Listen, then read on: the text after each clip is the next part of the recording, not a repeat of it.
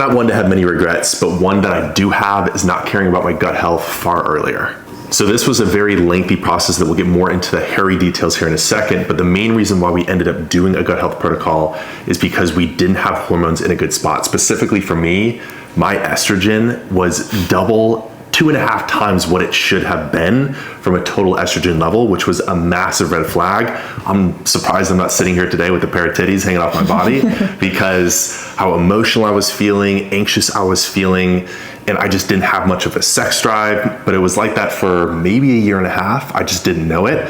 And I started to normalize the way that I felt. So this was a first step in the right direction to get that under control. This was also after the fact that I was actively trying to heal my hormones naturally. I'm also someone who's on TRT, so I was changing my TRT doses, making manipulations to my diet, following specific protocols, supplementation, but still nothing was moving me in the right direction. So we both had a few clues that was pointing to potentially some sort of overgrowth in our gut. Personally, for me, not going to the bathroom consistently, just not having healthy bowel movements, and there was a lot of triggers where I would eat foods and I would just get really bloated, or sometimes I felt like I didn't even know what caused the bloating. So we definitely knew that there was a gut health component. And that essentially is what prompted us to do a stool test or a GI map in which we were able to see the different bacteria in our gut and a little bit of that overgrowth that we actually both had. By far the most disgusting thing you could possibly do as a GI map test. Let's be completely honest about that. We went over that very lightly, but you're literally scooping your poop out of the toilet and putting it in test tubes and sending it to the labs. It is gross. It was very gross. Very worth it though. So this is a protocol that we will do with very few clients when we feel it is needed. After consistently seeing that lab work was not improving, we decided to go into this 9-week 5R gut protocol. The 5R protocol is a pretty widely accepted approach to be able to heal and rebalance the gut. And 5R stands for remove, reinoculate, replace, repair, and rebalance. Try and say that 5 times fast. In the remove phase, we removed any potential food triggers and closely followed the low FODMAP diet. FODMAPs are essentially fermentable carbs that can feed the bacteria in your gut. We also do want to say this with a very heavy disclaimer that this is a very restrictive diet that is not meant to be followed for long periods. So if you are going to do this, make sure you're under the right guidance if you're doing so. So by us following this low FODMAP way of eating, we're essentially starving in a way the bad bacteria that's within our gut. We also use antimicrobials, which helps to kill off that bad bacteria. In this case, we use oregano oil and zinc carnosine. Now you're probably thinking, bad bacteria, what exactly does that mean? Well, we have a lot of different bacteria within our gut. There's good bacteria, which we absolutely want, and there's also more of the opportunistic bacteria. When you have too much of either, it can cause digestive issues. Or if you have too low of the good bacteria, that can also present some issues. So actually, Mason and myself had a little bit of some H. pylori present in our gut, as well as having some high markers within the opportunistic bacteria. So while focusing on the low FODMAP diet and adding in some of those antimicrobials,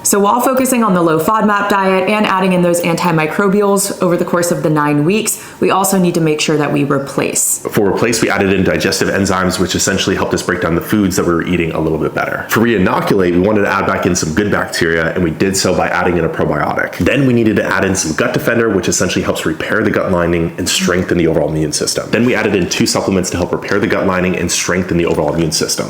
The first one being Biofilm Resolve, and the second one being Gut Defender Plus. And lastly, and arguably the most important, you cannot overlook this one, is the rebalance. And rebalance is essentially us addressing some of those lifestyle, exercise, and nutritional habits moving forward. So we want to address things holistically so that we can prevent that overgrowth of bacteria in the future as much as possible. Because if we did the same things that got us there in the first place, we're obviously never going to be able to actually heal. So this included 3 to 4 strength training sessions per week, hitting 8 to 10,000 steps every day. We stayed on the low FODMAP diet for that 9-week protocol, but we are now slowly reintroducing some of those FODMAPs week by week. One of the most important things is getting at least 7 hours of sleep, and we really made it a point to prioritize parasympathetic work. So things like meditation, journaling, breath work, less screen time, and setting better boundaries was all really important for us over this 9 weeks and beyond. As you can see, a very extensive amount of supplements that we had to take. Pretty much all these were taken multiple times throughout the day, besides maybe 1 or 2. And it's not a protocol for the faint of heart or someone who can't be consistent. If you have gut issues, you have to have your head screwed on straight if you want to actually follow through with this and have it be something where you do optimize your gut fully. The sad reality is that majority of people will have overgrowth and things in their gut probably their entire lives because they have no idea it's even there. They'll normalize bloating, they'll normalize not going to the bathroom, they'll normalize having intense pain after eating certain foods. And it even goes beyond just digestive related symptoms. You could also be experiencing breakouts, brain fog, low energy, getting sick frequently, and even autoimmune related conditions can stem from poor gut health. So it was super important for us that we worked towards improving our gut health for just feeling better on the daily basis. So the plan from here is to now get our blood work done again and hopefully see our hard work pay off in some of those lab markers. And I don't know about you, but I feel a pretty lot damn better. Good. Yes. So from my perspective, I didn't have a crazy bit of overgrowth in there. You didn't have a lot of overgrowth, but you were burpy. I was burpy and a little gassy, I must say. And since being on this protocol, even halfway through, I noticed drastic differences where I wasn't nearly as gassy, my bowel movements were more consistent, and I just felt less bloated and puffy throughout the day, which was phenomenal. So from an overall feeling perspective, just mental clarity all the way to just digestion as a whole, things were night and day different. I did definitely notice a difference in overall inflammation. And I mean, we also didn't go out to eat over the course of 9 months and we didn't have a single sip of alcohol. So of course that is going to play. Which is a big deal for us. We eat out a lot. We like to go out. We went out for dinner last night for the first time since we got engaged in March, which is crazy.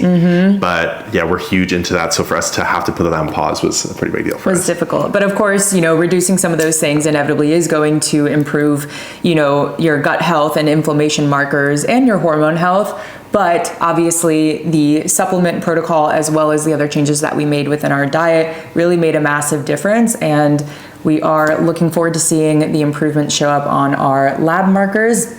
And if you are somebody who deals with consistent digestive issues, or you just feel like something might be off and it could be pertaining to your gut, you can reach out to either Mason or myself, or you can explore going another functional route. There's plenty of them out there. But at the end of the day, it's so important that you are an advocate for your own health and you don't normalize feeling okay.